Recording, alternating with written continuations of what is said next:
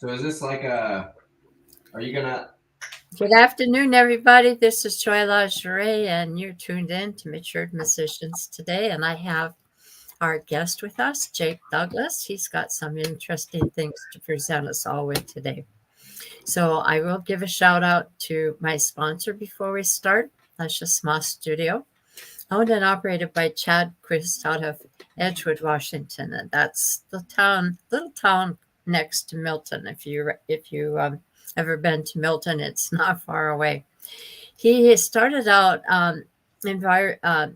creating a creative environment for drummers and guitarists, and as it turned out, he's also done other things now. He records my stuff in the studio, and I'm sure there's other artists because I go in there and he's got all these CDs along his wall. So I know he's a busy guy.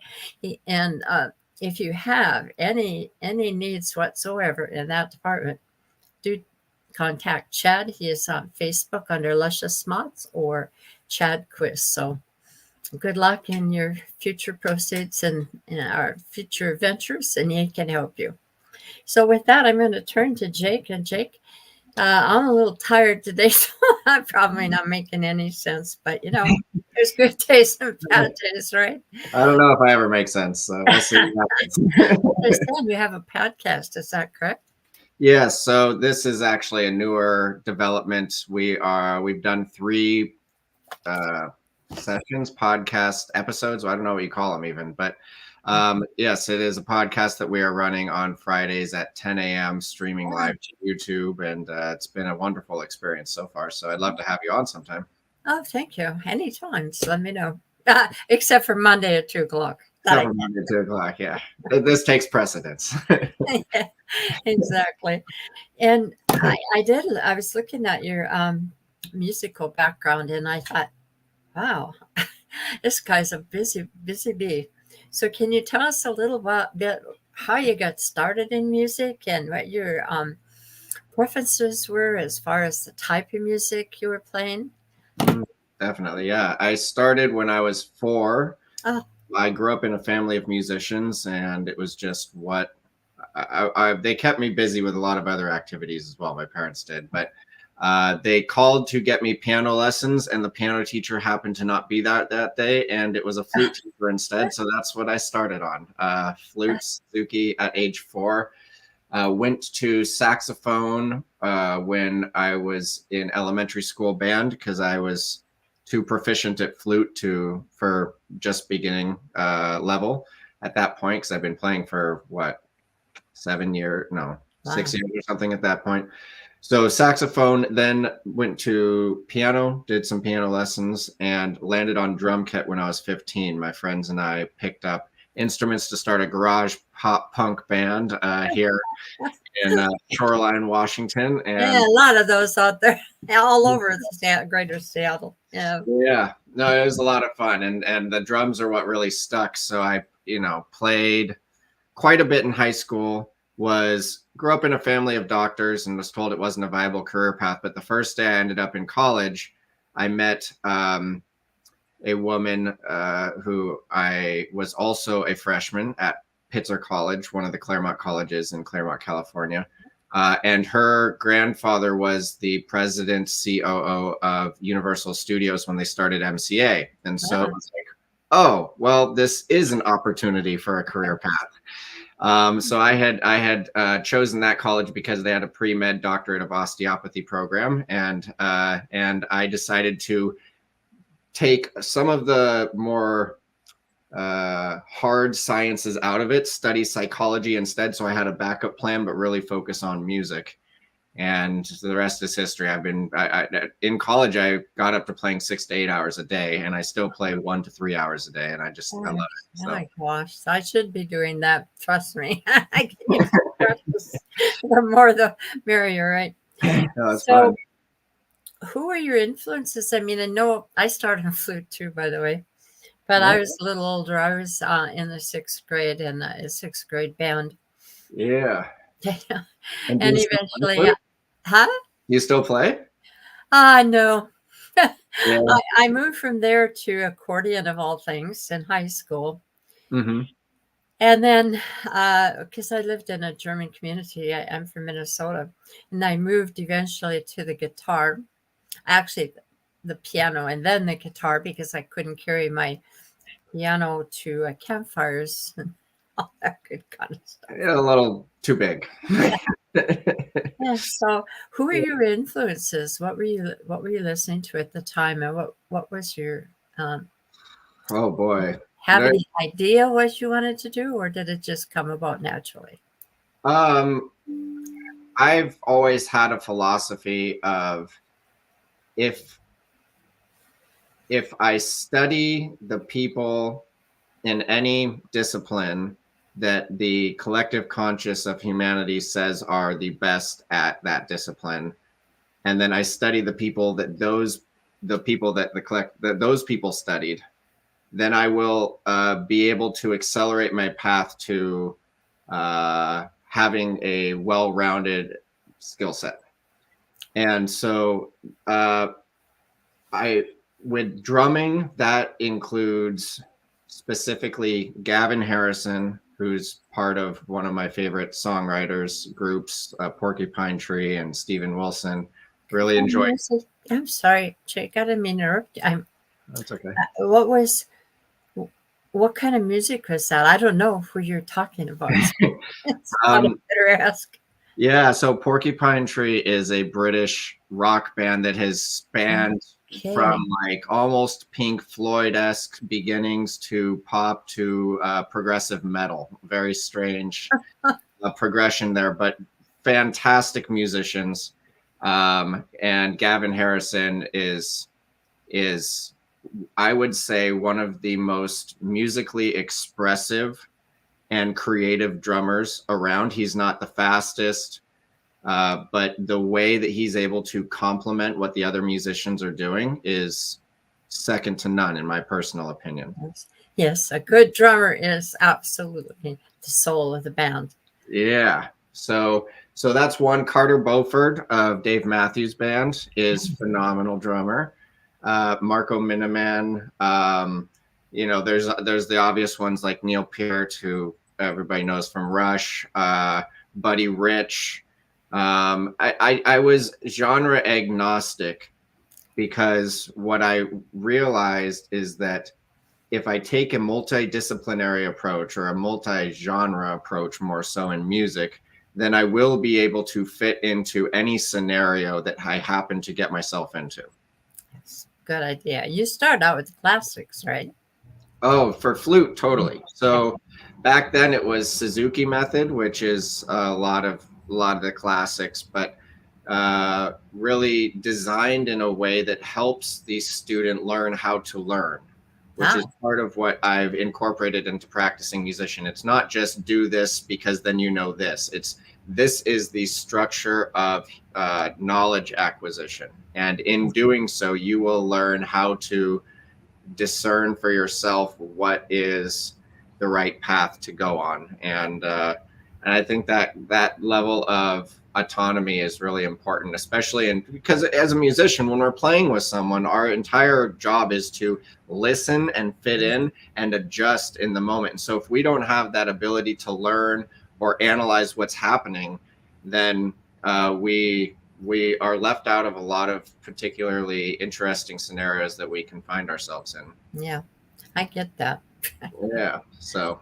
And I'm now struggling with that because it seems that what's in demand in this area, on the greater Seattle area, is rock and blues. And of course, I kind of drifted to country because it just was my thing. And now I'm finding out it's really hard to get gigs because, and I don't want to do like 4-hour gigs anymore. I did that for 15 years. But it's sort of cyclical, I think. It comes and goes. Sometimes country is everywhere. And then, a few years later, it disappears. So, yes, there are bands out there that are country bands that are having to adapt to rock and blues. Yeah. And, yeah, it's a good thing to have that. I can, but I just can't. rock to me is just noise. Oh my goodness. All my rock fans out there are going to be after me. Well, have you ever actually heard noise music? Because that's like the people that literally the music is just noise. Well, did you ever hear the band called Guar? Oh, Gwar, yeah, they're Guar. I Okay. can appreciate what they do, Yeah. Well, but it's not what I would want to make. So yeah. yeah, Well, anybody out there, just Google it. You yeah, probably be shocked, but they actually do. It was created by a bunch of college students, so that's a little food for thought there. yeah. I think they do things like have puppets of the presidents that they blow up on stage and Oh, stuff. really? Yeah, I haven't seen that. yeah. I've seen what's a Volvatron. I don't know if you remember her. The Oh what? my goodness, Volvatron. No, No. what's that? It's a Can't talk band for yeah, I can't really explain that online, so I'll leave it there. I won't get you canceled. I won't force it. All right. Yeah. So when did you actually start playing out? And what kind of experiences were you having after you went through all the way from the flute to drums? Well, okay, so it depends. I was doing flute recitals as early as probably 5 years old, just Oh, hot my cross Lord. buns and whatnot, right? So, Mm, and that was solo. So I'd get up there. I was prepared music, not improvisational, but I'd get up there by myself in front of all the other students that my teacher was teaching and their parents, and I'd play, and there'd be maybe a piano accompanist every once in a while. But that starting at that young of an age gets you familiar being in front of audiences. So I've never had trouble with public speaking. There's a really great Seinfeld joke. Actually. He said the number one fear is death and public speaking, and the number two fear is death. That means that if you're at a funeral, more people would rather be in the casket than giving the eulogy. exactly. So you never had bouts of stage fright, right? No, I haven't. Oh, lucky you. Yeah, I mean, how I view it, I think it's probably some of the same type of feeling as other people get, but I view it as nerves that I can channel into my performance. Well, And you so would have fine. yeah, Not many of you around. I think there's more people who have those first experiences. Oh my goodness sakes. yeah, no, it was second nature because I'd been doing it for so long, and then you do the concert band performances with an ensemble when you're in elementary and junior high. I was in the jazz band as well, so did some improvisational Yeah. saxophone there. And with the drums, I didn't perform at all in high school. Actually, we wrote some songs, and the name of our pop punk band was Manifest Destiny. So we were going to take over the world. We didn't realize that was racist. So we we were too young to really realize what we were doing. So that was the name of our band. But we didn't play out. And then I got to Pitzer College, and I met Story and Will and Sam Jones and Andre Baum and a bunch of just amazing musicians. And I can actually tell you a story about that, interesting story about that if you want. But we started playing all the time. I ended up getting a job as I had a few jobs, but one was managing the event crew and event staff and sound crew. So I managed all of the live events on campus. I would set up the sound system. I would set up all the fencing. I would set up the beer. They would give us free beer and food and stuff. And not free. We had to pay for it, with our tuition. But and then I was also president of the Music Coalition. So there was times I would play in 2, 3, 4 bands a night while running the sound and all the people that were there. And then I'd clean it all up. And I just got really used to playing in that many different groups, some of them which were completely improvisational and some of which we played the same songs every single time. And then we started playing around LA and the different areas of just California in general. I got to play some of the iconic, Whiskey A Go-Go and Viper Room, and really, really good experiences. And just you know, I've played all over now. And but it wasn't until college that I really got out and was doing something that I had written, or at least took part in writing, and was able to do that regularly. Wow. Yeah, I just love it. It's amazing. So, you know, and I think this whole area is just a hotbed. You Yeah. can go just about anywhere if you have some of the skills that you have right now. Like, for instance, you can go to blues, you can go to jazz, you can country, you can go to rock, just name it. And I'm just being now introduced to improv. I can't do that yet. I don't think I ever will. But the first when I heard it, I thought this is crap. But as more and more people were doing it and they're good at it, I started looking at it and thinking, wow, you know, that there's one person, his name is Deacon, and he just he teaches children. He's a teacher, Yeah. and not music. I don't know what he teaches exactly. I just think that it's a grade school. And listening to some of his stuff, it just comes out of him with all this really good music. I mean, it's unbelievable. I Yeah. don't know how he plays with other people, but it just works. So this is the kind of improv you're talking about? Yeah, I've done all sorts of improv. So I got really into improvisation. Like I did it in middle school in jazz band, but I was just learning the saxophone. So I wasn't very proficient and didn't have the skill set to really express myself in the way that I wanted to, or authentically. But when I got to college, so Claremont is a consortium of 5 colleges, and one of them, Harvey Mudd, is engineering. Oh, It's right up there with MIT. And they had a jazz improv class with one of the computer science teachers who was a flugelhorn player. And what I learned there is, if you're on the very far side, like far end of the spectrum in improv, then there's no form. And if you're in the very far like pop side of things, then there's no improv. It's completely form. You're playing the exact same notes, in the exact same sequence for every single song every time you play. And so there's this middle ground in between where you have a form, like let's say we're going to play in 4/4 in this key, and then we're going to switch to the 4, then we're going to switch to the 5, and we're going to play in this chord progression or whatever. right. And but you're free to improvise, or one instrument is free to improvise while the rest of them are holding down a rhythm, like the rhythm section and whatnot. And so this allows for exploring improvisation without feeling like there's just an infinite number of possibilities. Right. It also allows the musicians to play together within that improvisational framework. So Right. Okay. yeah. Oh, it's interesting. I'm going to have to look up more at this. I'm beginning to think there's a lot more than on the surface. Just Yeah. listen to it. Right. So you were playing. Do you sing as well? Not well. Your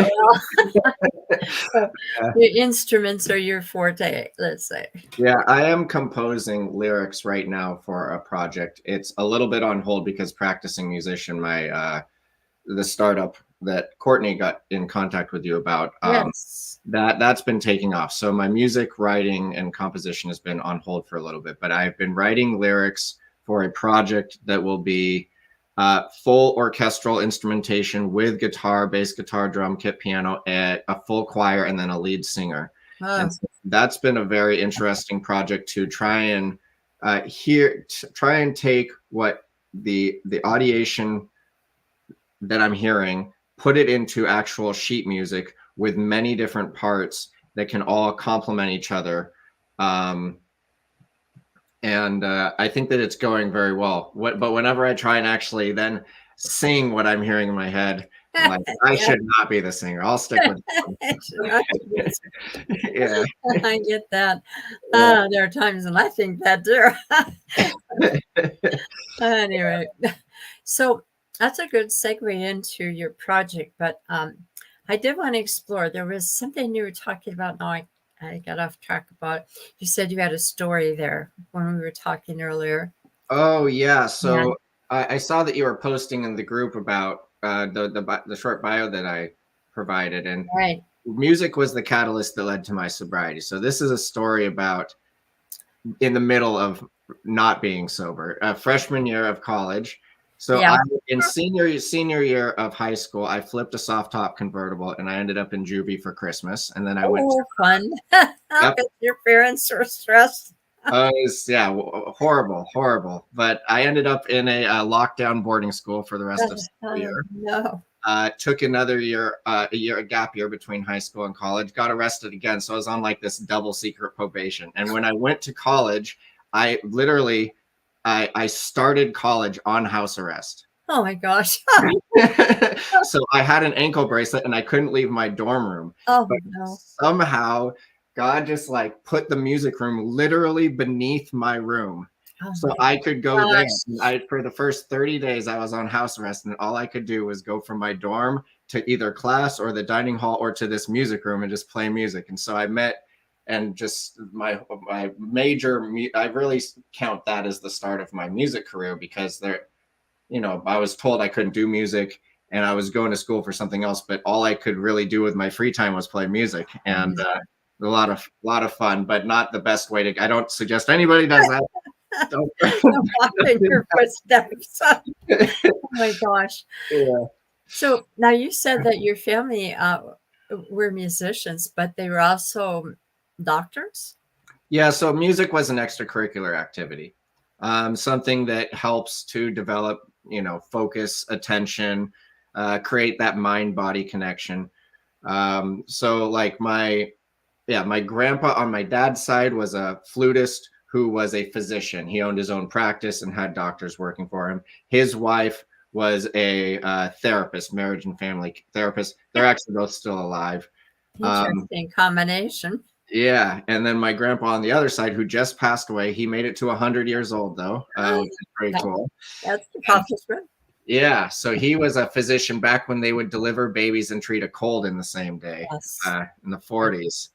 And then he noticed the mind body connection, so we went back and got another PhD in psychiatry, and he stemmed my interest in this this connection. Western medicine is kind of we separate. We go to the eye doctor and the ear doctor and the nose. They're all these separate things, but the system is more holistic than that. And so he started to realize that was the case.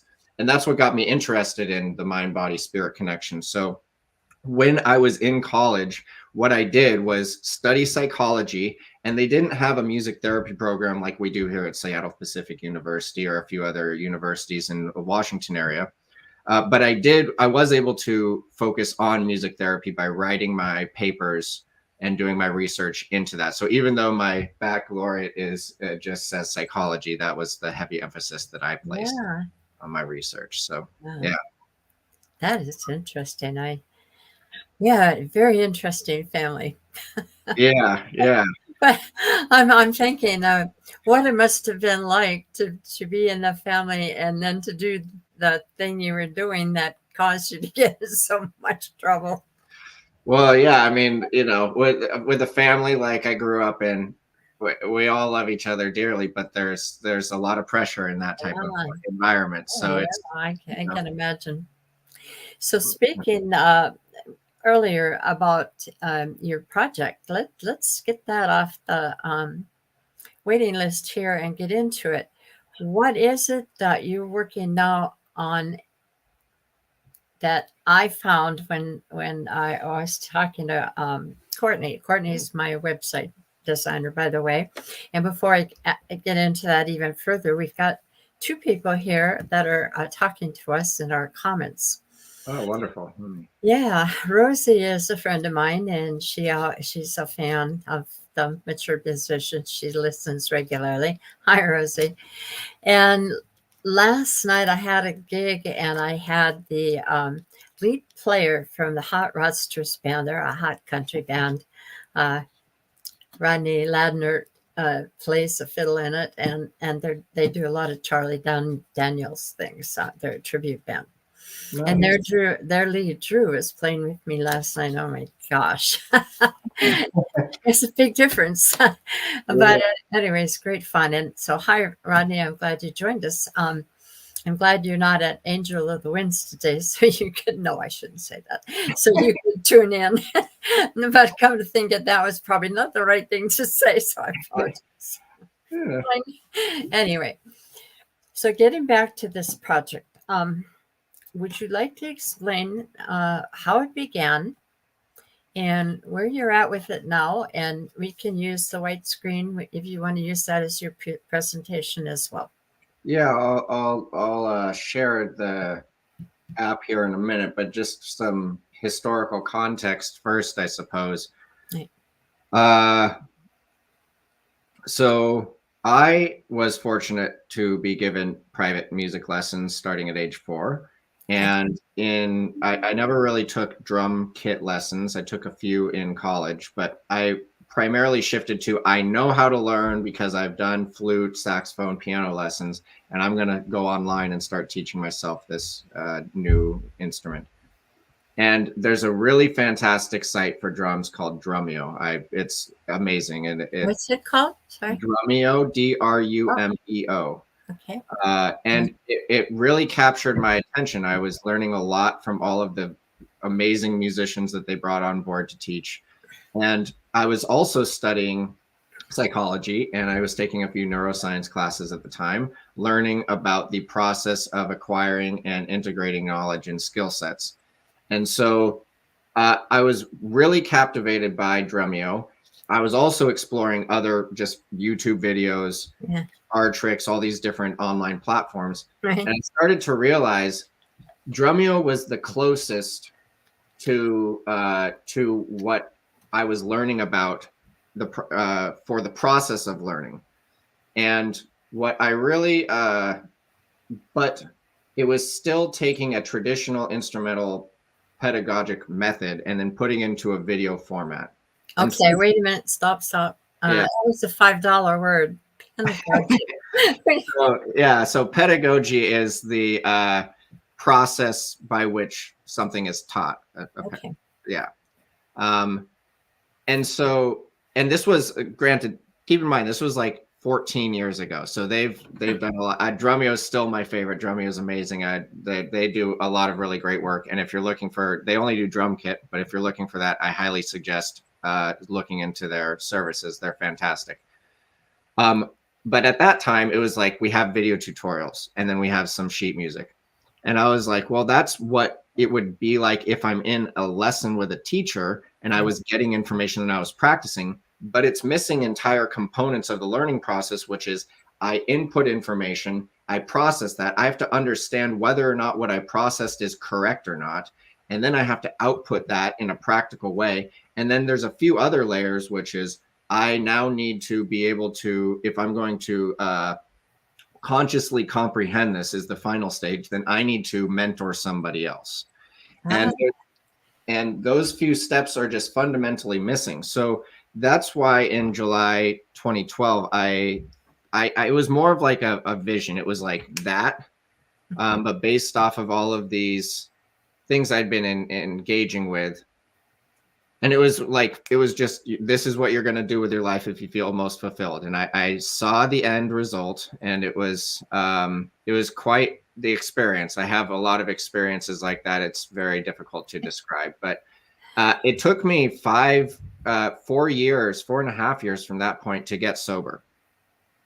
And I tried to found the company during that time, but I was incapable of functioning at a level that was required to lead a type of management and infrastructure that goes into creating universal access to music education. So I spent my time learning and really focusing on my health, figuring I could invest my money into stock market, which I didn't have very much money. I'm flat broke, but, you know, but I could invest into like that, or I could invest into myself. And the more that I invest into myself through my health, well-being, then the wider range of perception I have to be able to understand and discern what is the right path to take for this. And that seemed to be that seemed to make the most sense to me. I'm pretty fortunate with a lot of things, and intellect is one of them.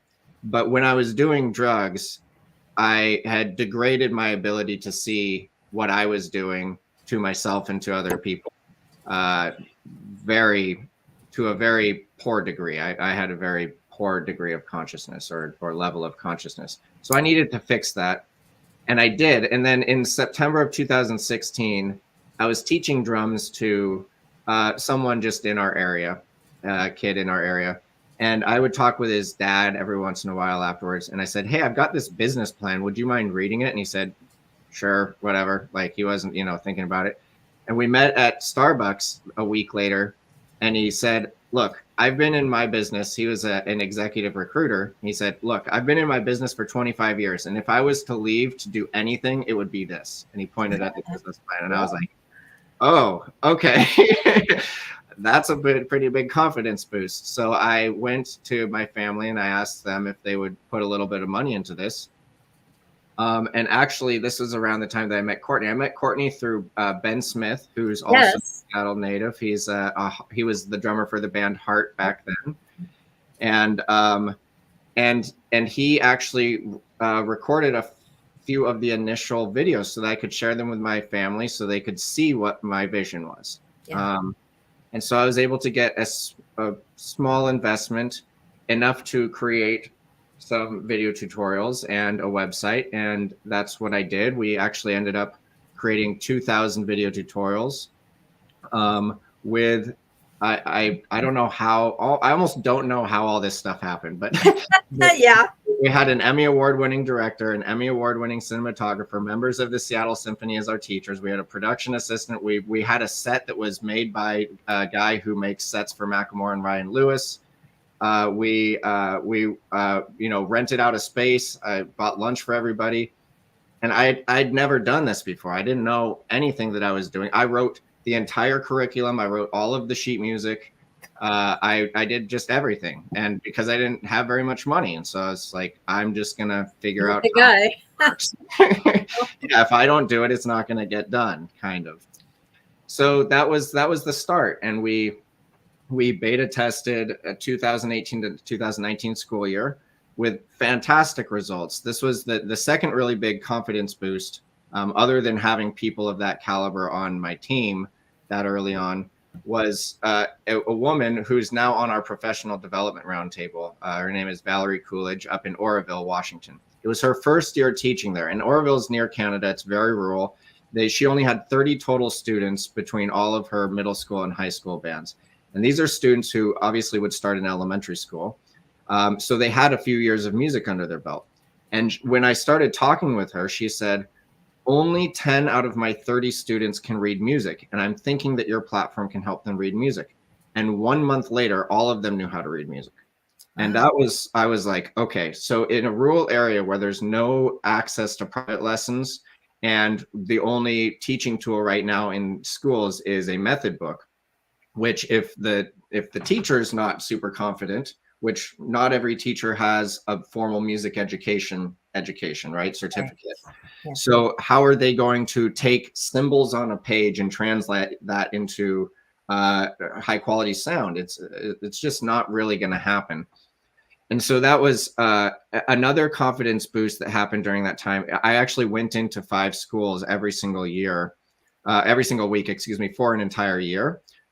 2 up in Mount Vernon, and 3 Catholic Archdiocese schools through Seattle Archdiocese.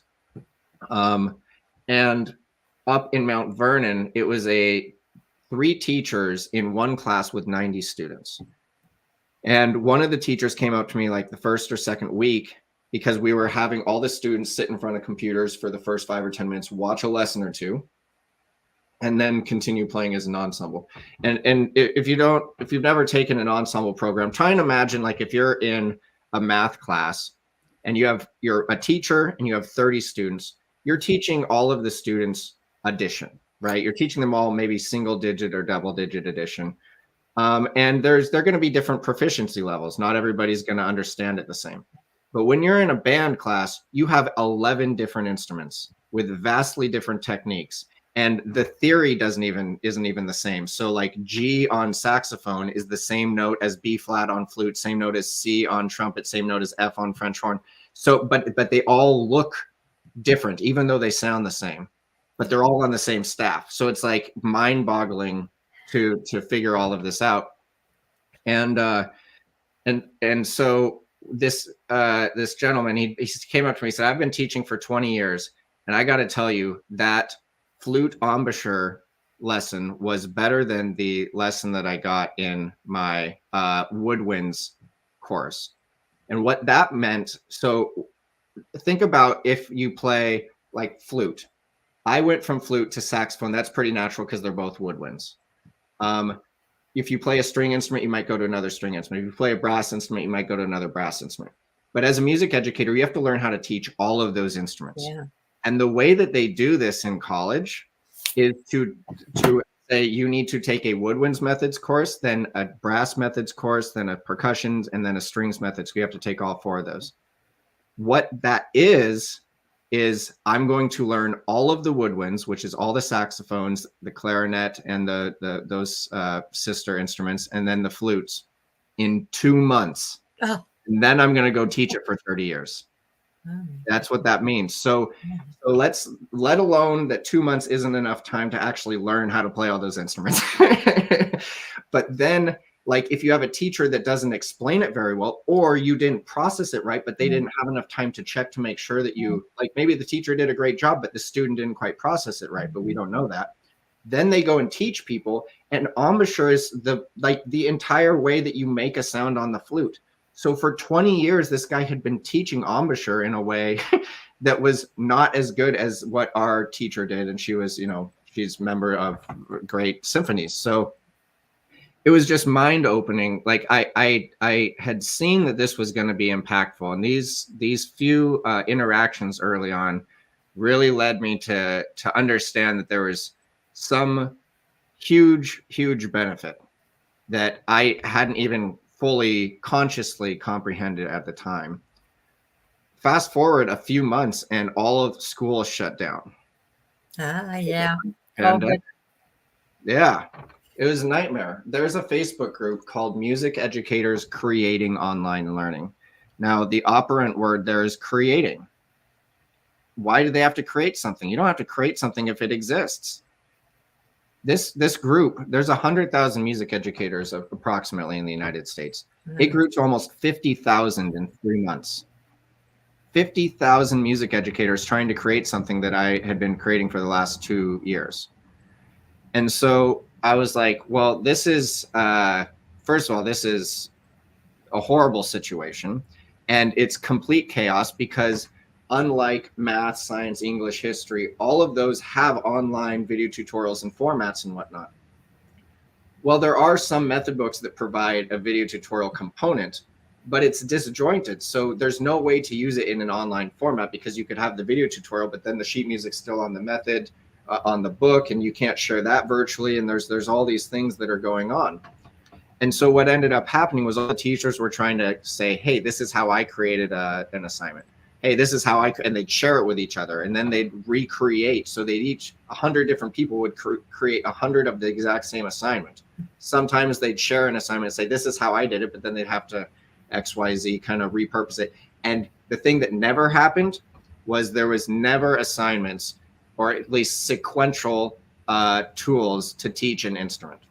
There might have been like, here's how you can have your students practice, but to actually teach all 11 band instruments and all 4 string instruments, it just didn't exist. So I put a message out on that Facebook group and I said, look, I have a way of creating content and I want to teach you how to do it within a structure, kind of like this improv right I was talking about, right? So it's like we're going to create the exact sequence that we need to teach all of these instruments in so that they can learn on their own, but then play together as an ensemble. And what I'd like you to do is go in and just create a video tutorial or 20 or 30 video tutorials or sheet music. And then because we have a structure beforehand, it's all going to fit together. And I got 150 volunteers and it was literally just me. And I was like, I have no idea how to do this. Yeah. So my team started growing and you know, fast forward 4 years, and I've now got a team of 22 internal staff and 150 volunteers, and we've created 3,500 video tutorials, 3,000 sheet music compositions completely from scratch with all these volunteers, new, brand new components to the technology. We have the scope, sequence, and sheet music written for the intermediate and advanced versions of what is currently online. We have it's like unbelievable what we've been able to accomplish with zero money other than what I was earning serving tables, because that was how I made money. That's I've never had any other job ever except for when I was in college doing Right. that stuff. But So So- this, I don't mean to interrupt you here, but Yeah. I'm trying to put this all together in my mind, and it sounds like trigonometry. I mean, to me, I see music as math, and as you're talking, I'm also qualified to teach in university online, Nice. and I was thinking about when I was putting together my online course. I was taking courses at Bellevue College and on this very thing, and so uh, I'm trying to put this in, all together as far as how. I've probably had some really bad teachers because I'm trying to get it in my mind, and I don't quite understand how this works. I mean, if you're teaching math, it's there's a very structured way of making computations, and there's steps to how what level you can go with math and what you're doing. So I was trying to fit this in there, and I'm sorry, I must be a little slow because I don't quite get it. No, it's complicated. It's Yeah. not you. But so if you teach online at Bellevue at first, sorry, do you know Jim Sisko? No, I don't. I never did. I was a student, and I have a political science master's degree, but and Right. worked on my doctorate. I didn't finish, but I did work. Cool. Did all the coursework. Yeah. And I went into criminology because that was my focus. So I like you have your degree in psychology, but you used it in different ways. So I took criminology, and that's where I was at. But I never did there. I could work on the economy and make more money. So continue with what you're saying, because that's where I'm coming from. And I know I wouldn't know those people because I couldn't make money the way they were doing adjunct. I couldn't do it. Faculty, it's not going to happen. Instructors, I guess they call them, and I wouldn't do it. I wouldn't do it because you don't know. You might work for 3 months, and then you might not work again for another year, depending upon who needs. Yeah. So anyway, it's inconsistent. No, it's a huge problem even with teachers. Right now, the Bureau of Labor Statistics says the K through 12 teacher salary on average across the United States is about $68,000. That's the average.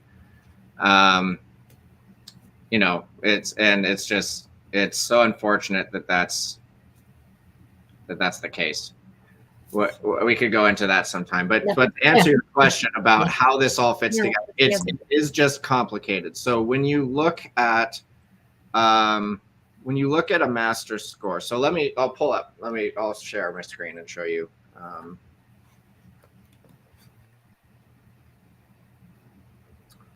Let's see, window. That one, share. Okay, so are you seeing achievements?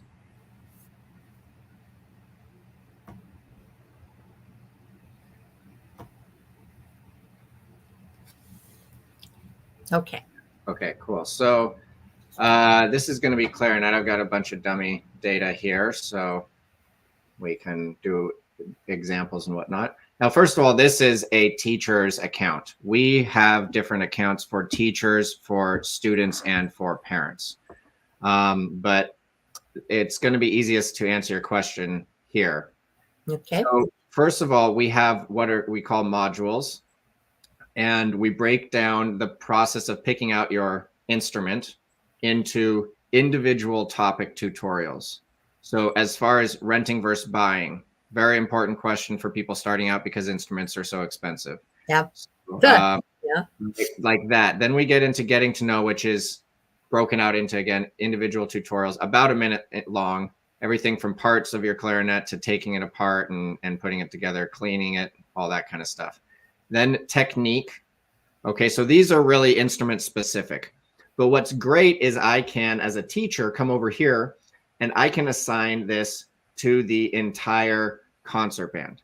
And so what this means is now, you know, these are going to be pretty similar, although sitting posture is going to be different for like saxophone or percussion than it is for other instruments. So we have a percussionist demonstrating sitting posture for the percussionist. We have clarinet, saxophone, and there's a different sitting posture lesson for all different instruments.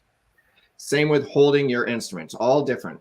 But the teacher can then come over here and assign it to the concert band, and the clarinetists get the clarinet specific lessons while the alto saxophonists get the alto saxophone specific lessons. And it's one click by the teacher. So that's very time saving. Teachers, on average, a music teacher has 248 students. And typically that's not even at one school, because like Seattle School District, for example, has one 30-minute class per week. That's what they offer to all students in all 72 elementary schools.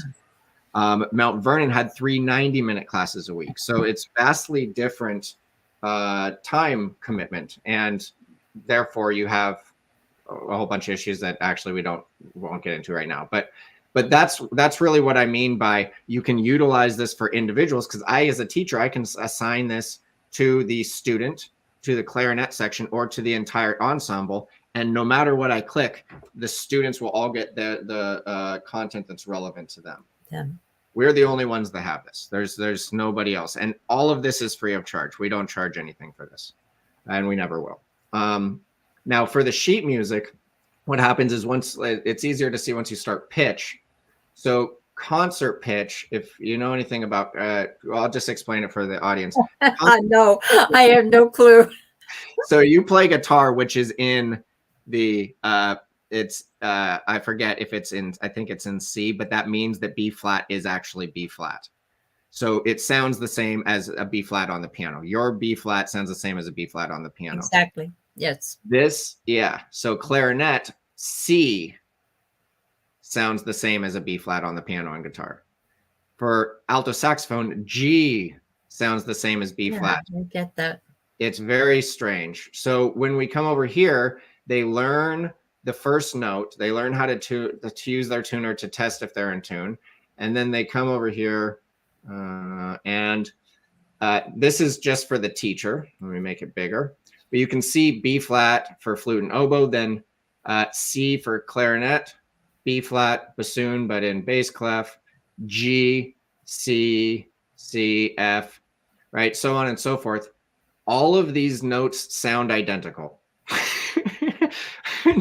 they all sound identical. I mean, they're different octaves, but they're the exact same relation. Yeah, I got it. Yeah. So that's what makes it so complex. That's why people that aren't music teachers can't teach this because it just is. And I don't have an explanation as to why the music theorist who designed it this way did it. There probably is one, but that's one of the main complicated things about ensemble. Yeah. So not to interrupt you, Jake, but I'm going to. Yeah, I was kind of wondering how you were teaching how the beat. I mean, the beat is what puts all of this together. So you don't have all these different people playing on a different beat and, messing the whole thing up. Yeah. But I saw on that sheet music, I saw, your time, your 4/4, etc. And so they are getting, I'm not sure how they teach what that sounds like, how you count 4/4 time and using what that's all about. But well, we do it piece by piece. So this is where the teacher can grade students. But when they can also view. So this is a lesson on the musical beat. It's the very first rhythm lesson that we provide. Okay. And it's about how to tap your foot, and it's about how it relates 60 beats in a minute to the seconds on a clock. If you slow it down, it's slower, 40 beats or 80 beats. So we go into examples like that. And that's the only topic on this video tutorial.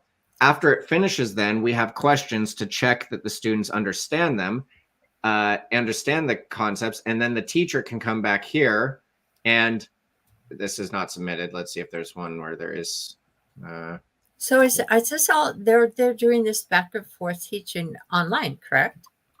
Online. This is for use at home. So imagine one of the concepts that I became enamored with is called the flipped classroom. There's a few different ways to use this, but the way that I like most, if all students have a device that they can use at home, is to have teachers assign content for the students to watch at home so that they have an expert in their house. Right. And when they come into school, then they're ready to. Okay, got it. All right. And so the really interesting thing is it's different than when you learn something in class and you go home and your parents can't give you feedback because they don't understand the topic. Right.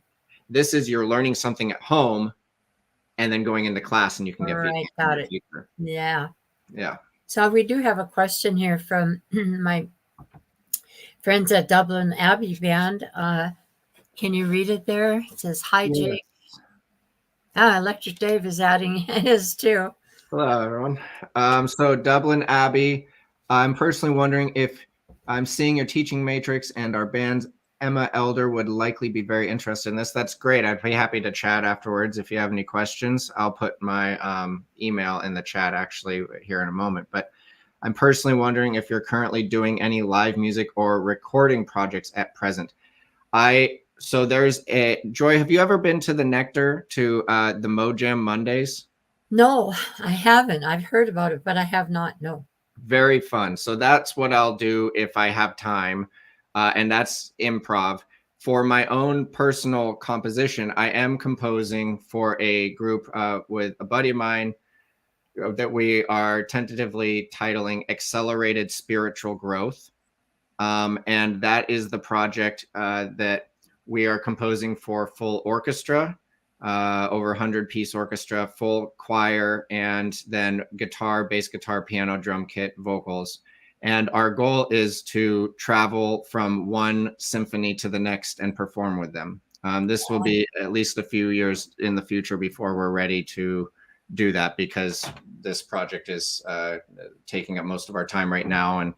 And we need to make sure that this is on more stable ground first. But it'll be a lot of fun. And I'm interested, Dublin, or Patrick, it looks like. Yes.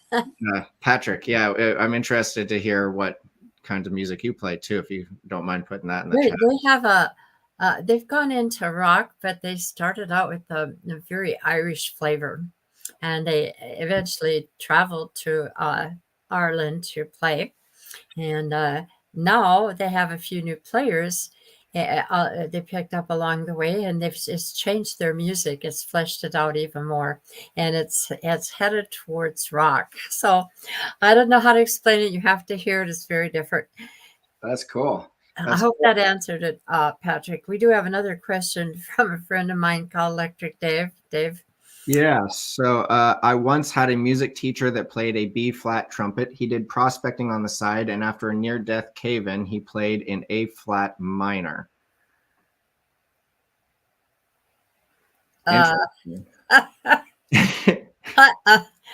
He says, that's some awesome teaching tools.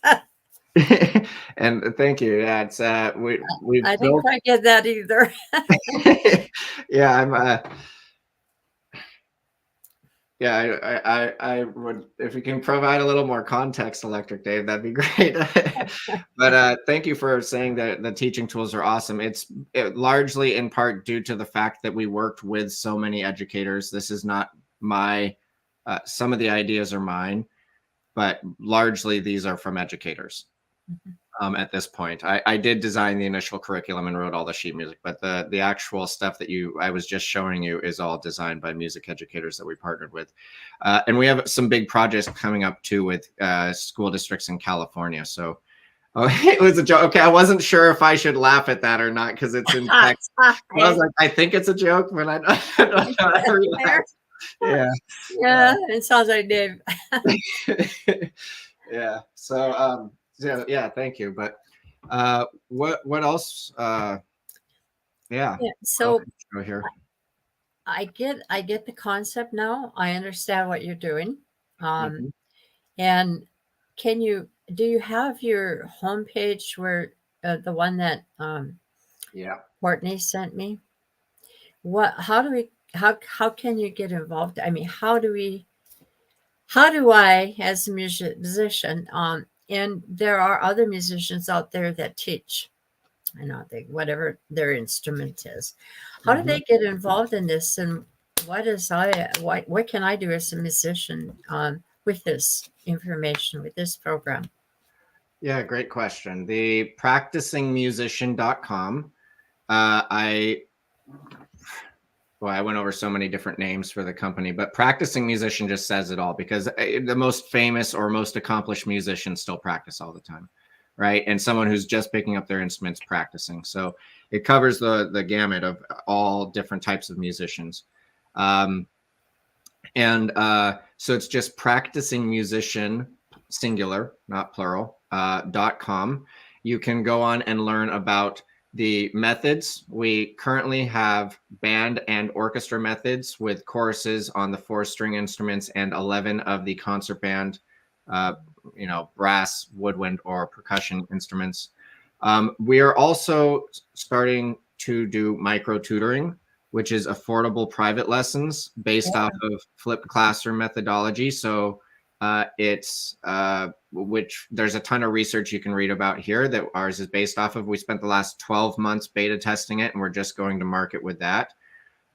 We're also focusing on homeschool, and then we have a summer symposium. It'll be our 4th year doing a free symposium for teachers and parents this summer.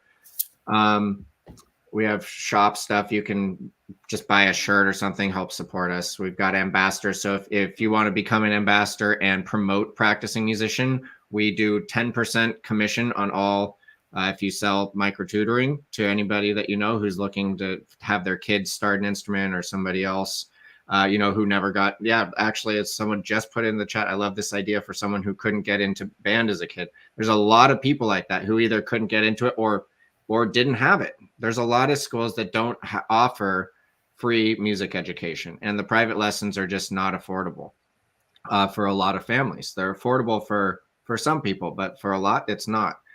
So, if you want to become an ambassador, we have that opportunity as well. 10% commission recurring for all micro tutoring that you sell. And we do monthly, quarterly, or annual subscriptions for the micro tutoring. And then we have down here, Music Educator Online Learning Project. We are pretty much on hold with bringing on more volunteers right now. We're building out a new tech infrastructure to support more automated participation by volunteers. We actually have some patent pending technology that we're currently working with districts in California to fund the development of. But that's based off of the 3 years during the pandemic when we were working with all these volunteers. But if you want to learn more about what exactly it is that we did, you can come here and you can click this, but we're not going to be actually adding more volunteers at this time. But if you want to get added to the list for a future date, feel free to learn more and join the project. And last thing is we do have all of our social links, right? I'm trying to move my computer so I can see that part in my monitor, and they're right here. And you can again, I said I'd put my email in the chat. I'll do that. This is what I do all day, and I'd love to connect with anybody. It doesn't look like I have that capability. Connect your YouTube account. Okay. Well, we have a YouTube channel with almost 1,000 followers at this point. Ah, But we don't really market that. So I'd take a look at Practicing Musician YouTube account if that's how everybody's connecting to this. right. Um, and Oh, yeah, we're getting down to the last minutes here, Jake. This hour goes so fast. Um, I yeah. would love if you keep us updated and get you on at a later date as this thing develops. Can you do something like that for me? Definitely. Yeah. And, our mutual acquaintance and Courtney works on our project as well. She's wonderful. So I'm sure, and I'd love to stay in contact. I'd also love, as I mentioned at the beginning, to have you on our podcast and learn a little bit more about you. Let me know. It You is know how to get a hold of me. I'm not weird. far away. Wonderful. Thank you Yeah, very much. I think there's I'm sorry, thank you for saying that, but I think there's a lot more to this, and 1 hour just didn't cover it. But I think we got the outline fleshed in, and I like to keep track of what's going on. So we will definitely have you back. I would like you to contact me if you have something that you feel you'd like to put out there again, and we'll stay in touch. Great. Yeah. Thank you, Joy. And thank you, everybody who's listening. Appreciate Yes. you taking the time to learn a little bit about what it is that we're doing. And I always love meeting musicians. So Well, thank you so much, Jake. And like I said, this hour just wasn't enough. I want more. me too. So So, with that, I guess we're going to close for now. I'm gonna have to go on that website again and take a look, and see what I can do that would help your project, because I think it's an important one. I understand now.